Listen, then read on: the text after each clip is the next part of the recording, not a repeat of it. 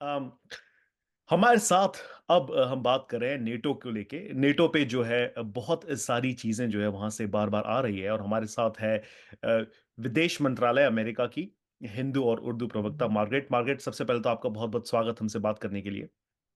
बहुत धन्यवाद। Margaret, NATO को लेके बहुत ज़्यादा चर्चा हो रही है और हम आपसे सबसे पहले ये जानने की कोशिश करेंगे कि इस नेटो समिट में ऐसी कौन-सी टैंजिबल चीज़ें हैं जो अचीव करने वाले हैं इस समिट के through, as you know NATO in itself? जी, नेटो एक रक्षात्मक गठबंधन है और इस साल हम 75 साल का सालगिरह मना रहे हैं और हम एकता, एकता, शांति, विकास और इनोवेशन सेलिब्रेट कर रहे हैं और आने वाले 75 साल की तैयारी कर रहे हैं ताकि अपने लोगों की सुरक्षा कर सकते हैं। अब इस हफ्ते अगर मैं आपको थोड़ा-सा प्रीव्यू दे दे दूँ, यूक्रेन हमारे एजेंडा पर काफ़ी बड़ा नुकता है। इस सुबह सवेरे हमारे विदेश मंत्रालय के सेक्रेटरी एंथनी ब्लिंकन ऐलान किया कि यूक्रेन की दिफा के लिए नेटो एलाइज़ इत्तेहादी साथ-साथ उनको F-16 फराहम करते हैं। डेनमार्क और नीदरलैंड्स उनकी F-16 जो अमेरिका इससे पहले बनाया किया वो यूक्रेन को दे देंगे। उसके अलावा यूक्रेन को कुछ एयर डिफेंस सिस्टम्स, वायु सुरक्षा सिस्टम्स भी दे देंगे। अब अगर मैं ज़्यादा वाज़ेह तौर पर बात करूँ, नेटो हमारे दिफ़ाई वसाइल की बढ़ाई भी रिकॉग्नाइज़ कर रहे हैं। ये इतिहास में सबसे काबिलियत क्षमता की इत्तेहादी है।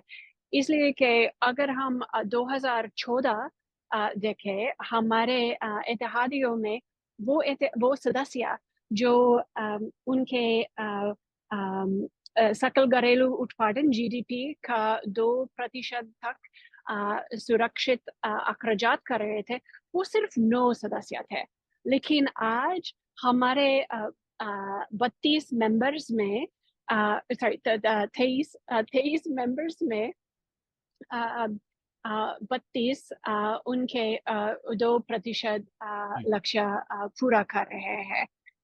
फिर इस हफ्ते हम जर्मनी से सुनते हैं कि वो एक कोऑर्डिनेशन सेल स्थापित करेंगे, जहाँ पे हमारे माल सामान, हमारे सुरक्षा का सहायता और प्रशिक्षण, दिफाई की प्रशिक्षण भी कोऑर्डिनेट हो जाएगा।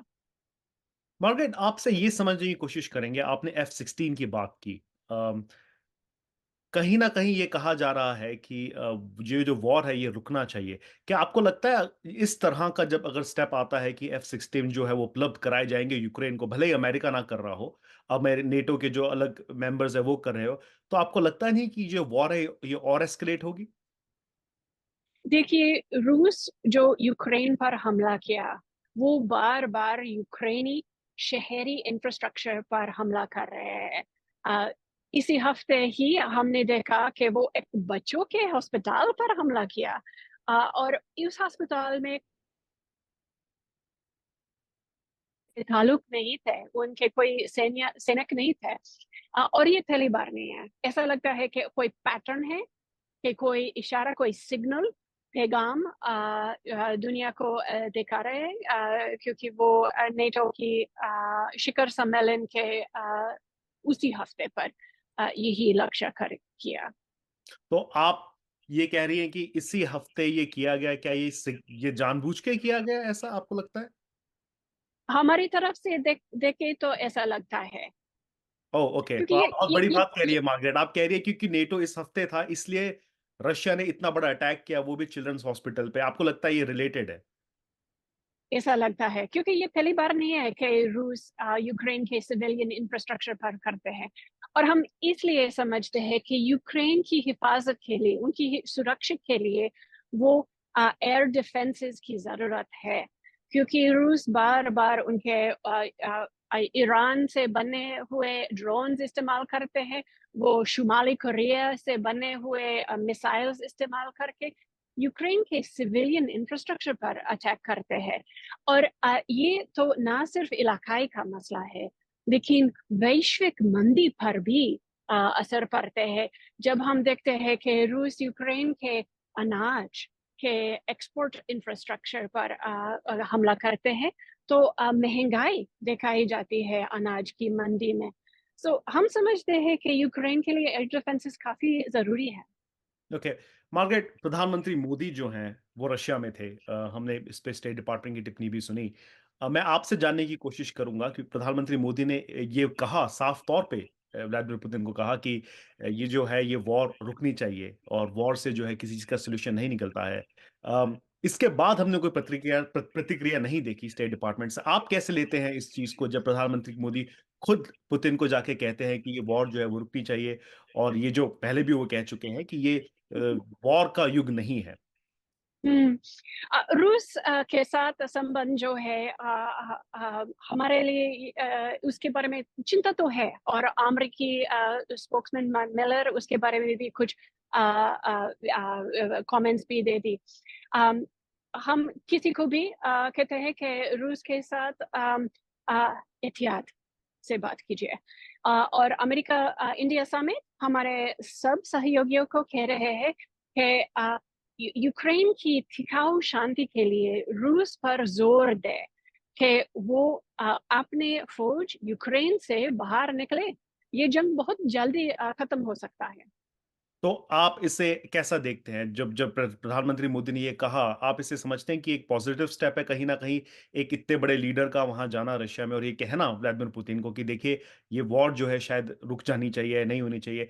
क्या स्टेट डिपार्टमेंट इसे एज़ अ वेलकम स्टेप देखता है कि कोई ना कोई शायद मध्यस्थता करने की कोशिश कर रहा है बीच में?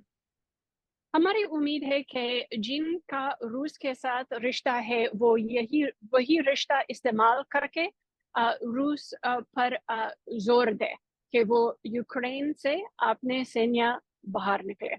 Okay. Margaret, 75 is of NATO हम सेलिब्रेट कर रहे हैं। लेकिन अपने आप में नेटो पे एक थोड़ी-सी शैडो है और वो शैडो ये है कि नवंबर में अमेरिका में चुनाव होने वाले हैं। बार-बार ये कहा जा रहा है इस समिट के दौरान कि नेटो को ट्रम्प प्रूफ बनाने की कोशिश की जा रही है या इस तरह के ऐलान हमें देखने को मिलेंगे जिस तरह से यूक्रेन का समर्थन आगे भी चलता रहे, नॉट डिपेंडेंट ऑन कि व्हाइट हाउस में कौन है या कौन नहीं है। आपसे समझने की कोशिश करेंगे कि वहाँ पे जो डिप्लोमैट्स आप जिनसे इंटरैक्ट कर रहे हैं, क्या आपको ऐसा लगता है कि कई लोगों के मन में इस तरह की चीज़ें हैं कि नेटो को जो है वो डोनाल्ड ट्रम्प प्रूफ बनाया जाए ताकि आने वाले समय में नेटो को अमेरिका का समर्थन मिलता रहे? देखिए, मैं एक अमरीकी सरकारी एहलकारी हूँ, और कानून के मुताबिक मैं अमरीकी अंदरूनी घरेलू राजनीति के बारे में बात नहीं कर सकती। कोई लोकतंत्र में भी ऐसी अधिकारी वो प्रशासन जो अवाम जो राष्ट्रीय पसंद करते हैं, हम वही पॉलिसीज़ आगे बढ़ाना है। हाँ, लेकिन मैं इतना ही कह सकती हूँ कि अगर आप इतिहास देखें, अमेरिका के दोनों राजनीति दल नेटो का समर्थन किया।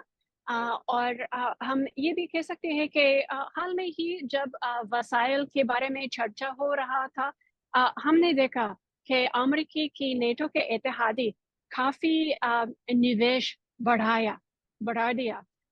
एक ज़माना था जब सिर्फ 9 सदस्य उनके 2% की लक्ष्य पूरा कर रहे थे। अब वो 23 बन गए। और वो 2014 साल से हमने एक 18% की का इज़ाफ़ा देखा नेटो का कुल दिफ़ाई अखराजात में। पर कहीं न कहीं ये भी समझना होगा इसमें मार्गरेट कि जब राष्ट्रपति ट्रम्प थे, उन्होंने बार-बार ये बात कही थी कि बाकी देशों को भी इस तरह का खर्चा उठाना चाहिए, इस तरह का नेटो में इन्वेस्टमेंट करना चाहिए और अब हम ये देख रहे हैं। क्या आपको लगता है कि ये उस वजह से है कि बाकी जो देश है वो कंट्रीब्यूट कर रहे हैं? हमने एक डिप्लोमैट को ये कहते हुए भी सुना था कि वो नेटो को more of a European organisation बनाना चाहते हैं इन लाइट ऑफ नवंबर में अमेरिका में क्या होता है। क्या आपको लगता है कि उसी वजह से ज़्यादा इन्वेस्टमेंट हमें देखने को मिल रहा है बाकी सदस्य देशों का? क्योंकि शायद लोगों को वहाँ पे ऐसा लगता है नेटो में कि अमेरिका से इतना समर्थन आगे नहीं मिलेगा? जैसे मैंने कहा, मैं कोई एक उम्मीदवार का सहारा हम नहीं कर उम्मीदवार की नहीं, हम अमेरिका सकती। की बात कर रहे हैं मार्गरेट। हम अमेरिका की इन जनरल बात करें क्योंकि ये निवेश हमें पहले देखने को नहीं मिला था। अब हमें दिख रहा है कि इतना ज़्यादा निवेश कर रहे हैं बाकी के सदस्य जो देश है और ऑब्वियसली ये चेंज हुआ है पिछले 8 सालों में, 10 सालों में जैसा कि आप खुद कह रही हैं। तो क्या ये हम माने कि इसमें यूरोपियन कंट्रीब्यूशन अब ज़्यादा होने वाला है आने वाले समय में? हाल में ही नेटो की इत्तेहादी में फ़िनलैंड और स्वीडन दोनों सदस्य बन गए और ये दोनों देश का फ़ौज काफ़ी मज़बूत है। उनकी दिफ़ाई की अख़राजात वो 2% के लक्ष्य से ज़्यादा है। और हम देखते हैं कि नेटो की काबिलियत, नेटो की क्षमता हाल में ही बढ़ते हो रहा है। उसकी चर्चा जारी रहेगा और अमेरिका नेटो की तरफ नेटो से प्रतिबद्धता जो है वो जारी रहेगा। चलिए हमसे बात करने के लिए बहुत-बहुत बहुत बहुत शुक्रिया मार्गरेट। हम आपसे लगातार बात करते रहेंगे। Thank you so much for joining us.